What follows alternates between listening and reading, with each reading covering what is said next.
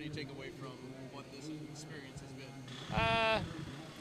You know, the emotions were really strong, just, you know, building up to this process, watching the car come together, working with Greg and getting the people together. I mean, there's a lot of, I mean, I say that this has been building for months, and it was really a great experience. And all of the emotions ended after we made the race. Well, probably after, I guess, we got the last practice in. We still had some work repairs to do on the car from the duel. And so we ran that last practice Saturday, and once I was like, okay, car's fine, we're gonna push it out, everything's good, we're good to go Sunday. And so I woke up this morning, had zero emotions, no nerves. It was like, from this moment forward is just extra. And it's out of my control. I don't know what's gonna happen in this race. And Justin did a good job. You know, he was conservative. We were in a good position late in the race, and he tried to do what he could do, and it just didn't work. We didn't have many people to go with us. The car was getting real tight on the exit of 4, and we were struggling with the balance there late in the race, so it's kind of limited to how confident he could be. But when we showed up with our first race to run in the most elite form of stock car racing, what kind of expectations can you have to be, in terms of being really competitive in the race? I would say that we'll be very happy with the top 10. We'll be really happy we got to duke it out with them all out there tonight. And, I guess if you told me I was going to finish 10th 2 months ago, I would have really been thrilled with that, or top 10. So happy with the result.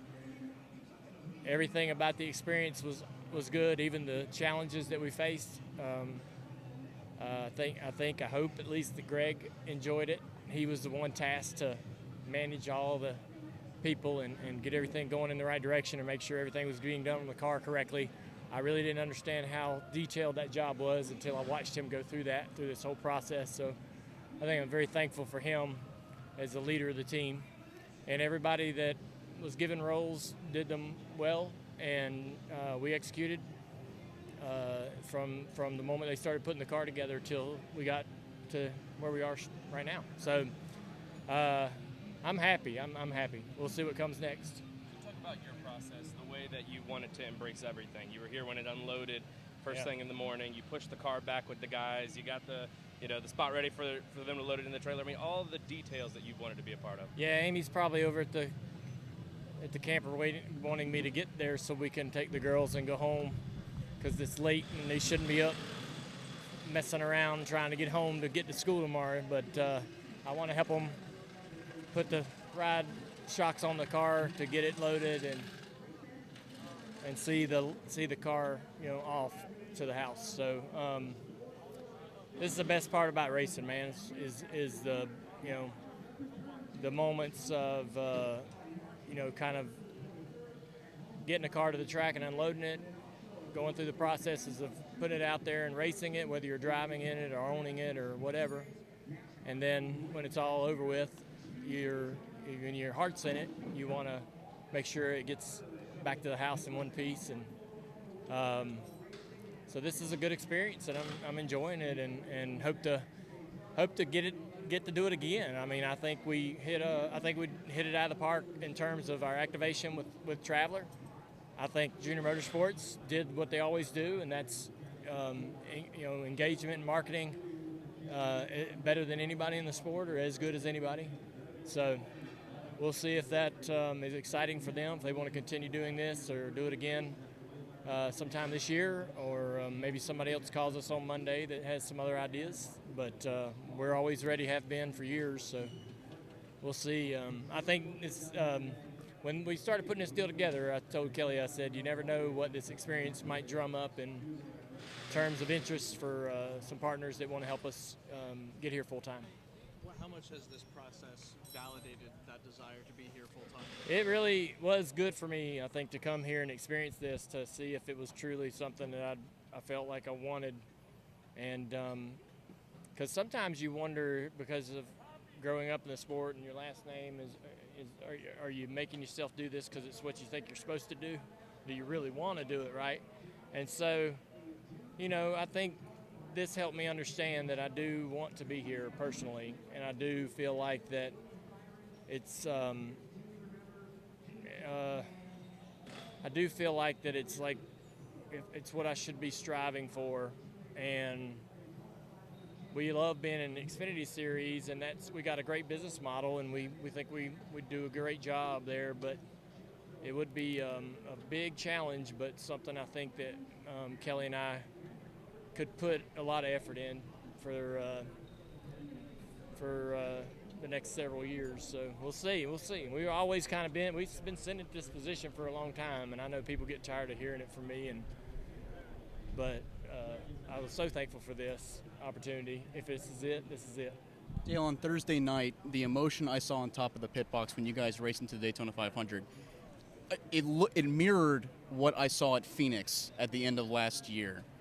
Does racing into the Daytona 500, finishing in the top 10, match or maybe even exceed that emotion? I don't think you can compare it to a championship, even at the Xfinity level. That's a great accomplishment for the whole entire company, and so that's tough to compare the two. B. Hoover is on our team. B was with me in '98 on the AC Delco car and with me through the Bud days with Tony Sr. and them. And he said it's the most fun he's had in this garage. And I said, man, I've stood in Victory Lane with the Daytona 500 trophy with you in 2004. And he said, well, this is just different. So I understand what he means, and it's just different. It ain't better or even comparable to other accomplishments. This was almost kind of a volunteer group of people that we pulled. We had some young folks that deserved this chance. We also pulled some old veterans out of the rafters and had some people that had long left the road and were great where they were say, yeah, I'll go do this with you. And so it's been kind of fun in that respect to get the gang back together, and everybody did such a great job, even not having been in the routine of doing this every week. And so, I don't. It doesn't compare to the championship at all, but it was so rewarding, but in different ways. So, now it's like and if you're a competitor, you're like, well, we got to come back, and if we come back, we got to finish better than ninth. We got to do better, right? You got to keep pushing yourself. We'll see if we get that chance. You mentioned that for years people have been asking if you'd go to Cup, and for years you had said that you would only do it if it was right, the right situation. So you guys waited for that moment, and you got it. And with how things turned out, do you think that validates that thought process? Yeah. I want to be here, and I think Kelly wants to be here, and I think we can be successful here. And I think that with the new charter model, it's more economical to be here. And so I feel like with our ability to draw interest in terms of sponsorship and support, it's an economical model for us with the new charter agreement. And I feel like that the charters will continue to increase in value. So if there's somebody that watches what we're doing here that's not involved in the sport but would invest this, we would be a good partner to consider. Because we know we have a good business model in the Xfinity Series. We know we have the ability to bring sponsor interest to our teams to be able to help fund our operation. But the overall hurdle is the initial investment in the charter. And I can put some money in, but I will not, even if I had it, I would not buy the entire thing myself. And so I can't risk my kids' inheritance and future on some idea, right, of my own. That's a selfish thing. So, but I would certainly want to be an investor in any charter that we would be involved in. And the charters, though, I think are at the value now where you almost have to have partners to get in if you're somebody like myself. So, but we'll see. I told Kelly that this could create some new conversations with people we haven't had conversations with yet. We've been on the phone and at the table with other people that were interested in investing in charters that didn't work out, but we could have some brand new conversations. So you just wait and see. So if it's meant to be, it'll happen. That's what I have for you. Justin, a top 10 for you and for Junior Motorsports in its very first start. First off, can you just talk about your day? I think we got it all packed in one day. You know, we had all the stuff, and you know, it was wild, but really proud of this team. You know, for Junior Motorsports to come here, to do what we've accomplished, and to come out here with a solid day. It wasn't pretty, lots of damage on the car, but I'm just really proud of everybody at our shop that, you know, makes a part of this. I gotta say thank you to Hendrick Motorsports and the Hendrick Engine Shop. I mean, the knowledge that we were able to learn from them to just even put a car on this racetrack was invaluable. You know, and that goes a long way. And to get Greg Ives, you know, great crew chief, did an amazing job. You know, I did a terrible job last night. I didn't sleep last night because I was mad at myself for how last night went. And to be able to walk out of here, even though it wasn't perfect, with a solid finish was really, really cool and really, really special. So I should have probably not pulled out. I was pushing the 24 and pulled out, and he ended up winning the race. So congrats to those guys on winning the second one. They did an amazing job. Just, again, really proud of Dale and Kelly and, you know, this little race team at Junior Motorsports and what we accomplished. You know, to have Chris Stapleton here and Traveler Whiskey, to have, you know, Rick and Sierra Brandt, you know, hanging out, have Brandt on the car. It's a big full circle moment for me, and it's been really cool. You were involved in that crash, the second to last crash that occurred there, and that put you back. You had some damage. How did you get yourself through the other crash to get a top 10 finish? Some help from the man above, that's for sure. The spotter says, he goes, man, I'm not even going to say anything right now. You know it's bad when the spotter says I'm not going to say anything. So Joey did an amazing job all night, guided me through everything. And, you know, I thought the race was over. I thought the caution was out. So to be able to drive through there and get back to the start-finish line was really, really special.